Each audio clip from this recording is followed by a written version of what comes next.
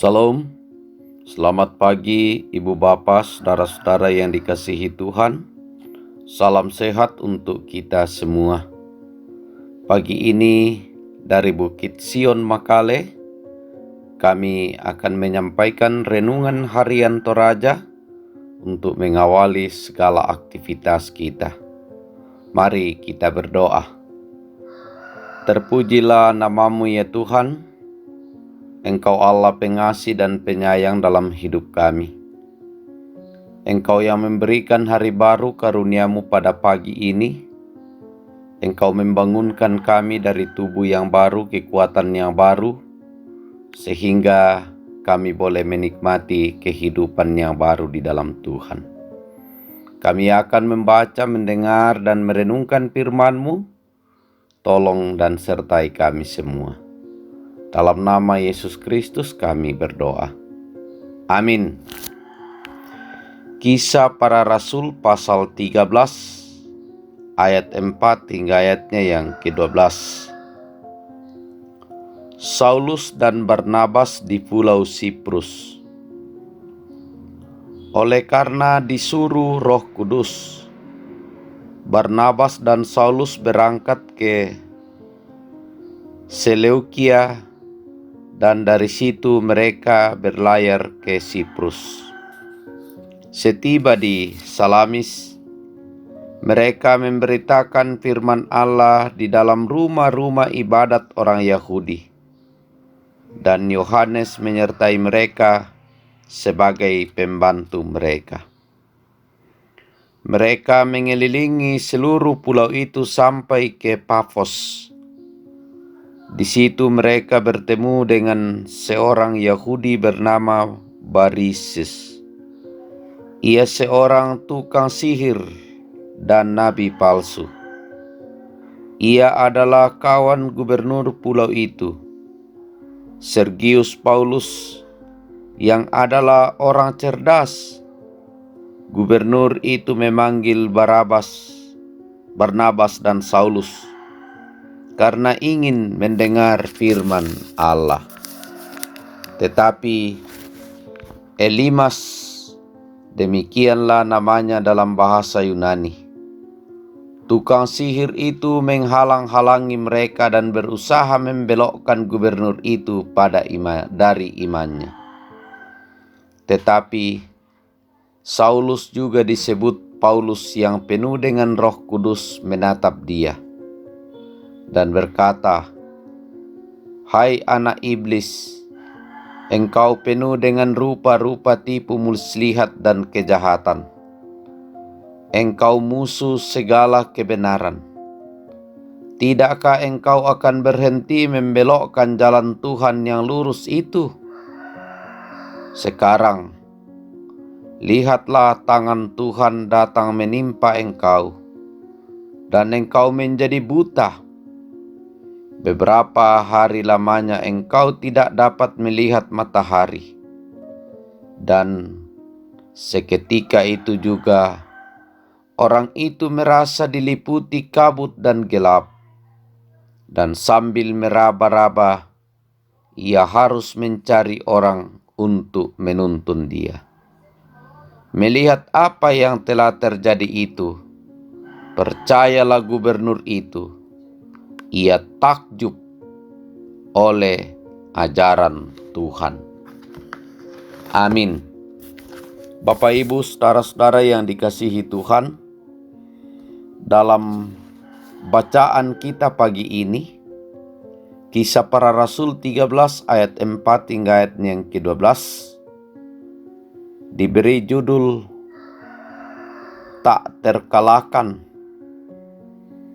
Tae Anna Ditalolen. Bapak Ibu, saudara-saudara yang dikasihi Tuhan, beberapa denominasi gereja pada setiap ibadah membuka kesempatan bagi yang rindu memberi kesaksian tentang kuasa Tuhan dalam kehidupan mereka. Termasuk gereja Toraja dalam akta liturgi syukur dan rumah tangga. Tentu dengan tujuan agar setiap orang atau keluarga dapat menyaksikan kuasa Tuhan sehingga imannya semakin dibangun. Bapak, Ibu, saudara-saudara, Alkitab menyaksikan bahwa kuasa Allah tidak dapat dihalangi oleh kuasa apapun. Seorang tukang sihir sekaligus nabi palsu bernama Baryesus, kawan gubernur Sergius Paulus, yang berusaha menghalangi pemberitaan firman Tuhan untuk sang gubernur, justru menerima hukuman dari Tuhan sehingga menjadi buta. Tukang sihir merasa terancam kehilangan kesempatan tinggal di istana gubernur, sehingga berusaha membelokkan gubernur dari kerinduannya akan kebenaran yang disampaikan oleh kedua rasul. Tuhan yang adalah kebenaran yang tidak akan pernah ditaklukkan. Karena itu, dalam mengemban misi pelayanan di tengah-tengah dunia ini, kita akan berhadapan dengan berbagai kekuatan penghalang yang datangnya dari si iblis yang dapat berwujud manusia, benda, uang, kekuasaan, dan lain-lain. Ada begitu banyak cara yang bisa dipakai untuk melemahkan kebenaran yang telah kita lakukan dalam hidup ini. Tapi pembacaan kita pada saat ini menegaskan begitu pentingnya dekat dengan Tuhan. Tidak ada kuasa yang melebihi kuasa Tuhan. Karena itu, tetaplah beri ruang kepada Roh Kudus untuk bekerja dan jangan pernah mengandalkan kekuatan dan kehebatan diri sendiri. Bahkan jangan pernah memberi ruang kepada kuasa kegelapan untuk menguasai kehidupan kita. Karena kuasa Tuhan yang akan menjadi kekuatan kita. Tetapi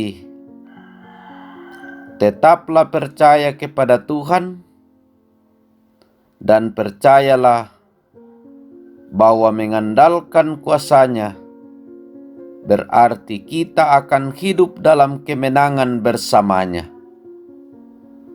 Kuasa Tuhan tak terkalahkan. Kuasa Tuhan nyata. Kemampuan manusia terbatas. Keinginan duniawi manusia tak dapat mengalahkan kuasa Tuhan. Selamat mengandalkan kuasa-Nya. Terpujilah Kristus sumber kekuatan kita. Amin. Bapak, Ibu, saudara-saudara, mari kita berdoa. Kami bersyukur kepadamu ya Tuhan, karena Engkau yang mengajar kami bahwa di dalam kuasa Tuhan kami akan menikmati kebahagiaan. Di dalam kisah kasih Tuhan, kami akan terberkati karena mengandalkan Tuhan yang berkuasa atas hidup ini. Kasihani kami dalam segala aktivitas kami pagi ini, hari ini dan seterusnya. Tolonglah kami, biarlah kami mengandalkan kuasa Tuhan di dalam hidup ini. Berkati seluruh warga jemaat dalam keadaan mereka masing-masing. Yang sakit, Tuhan yang menyembuhkan. Yang mengalami duka yang mendalam, kami percaya Tuhanlah sumber pengharapan, kekuatan, penghiburan mereka. Yang sedang mencari pekerjaan, tolong segarkan mereka, biarlah tetap mengandalkan Tuhan, tetap menikmati kuasa Tuhan dalam mencari pekerjaan. Berkati apa yang kami rencana, kami pikirkan, kami pelihara, kami tanam, biarlah semuanya itu boleh berhasil. Berkati proses pemilihan bupati dan wakil bupati. Kiranya para calon-calon tetap sehat kuat. Partai tetap berpikir positif. Para petugas KPU, Bawaslu, PPK, PPS, dan KPPS boleh mempersiapkan diri dengan baik menjadi orang-orang yang netral di dalam proses pemilihan. Tolonglah kami Tuhan, hadirlah di tengah-tengah kami, nyatakanlah kuasa-Mu. Tuhan berkuasa atas kehidupan kami, atas kegiatan kami. Tuhan mengendalikan semuanya itu. Berkati kami Tuhan. Dalam nama Yesus Kristus kami berdoa. Amin. Terima kasih Ibu Bapak, saudara-saudara sudah meluangkan waktu duduk di rumah, berjalan sambil berolahraga, mendengarkan firman Tuhan. Tapi jangan lupa tetap memakai masker, menjaga jarak, cuci tangan, dan tetap tenang menjalani kehidupan anugerah ini. Kure semangat.